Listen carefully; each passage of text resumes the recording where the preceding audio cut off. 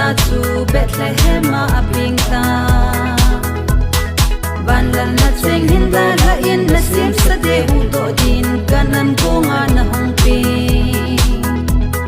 nam tin thau tha khu to la in ban choi chang khat si le ya chang bangin na pul ha e bi phal si kho zan dap la in van lan cha pi nau sin tu van le sin zo mata ki pa un thano mon van le zo mat ki tin Jesu Krista aping ta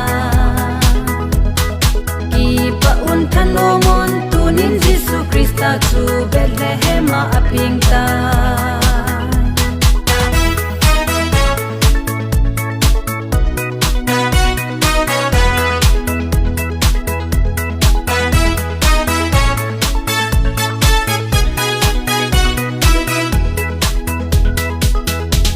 Banoi kipa hen Banoi kipa hen Banoi kipa hen ei ho ding in hu hin tua hong ting ta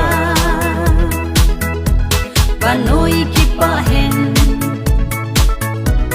Banoi kipa hen Banoi kipa hen ei ho ding in hu hin tua hong ting ta Christmas se bai ka hin bo che uve Christmas se bai ka hin bo che uve Christmas se bai ka hin bo che uve kalung la gila ko Christmas se bai ka hin bo che uve Christmas se bai ka hin bo che uve Christmas se bai ka hin bo che uve kalung la gila ko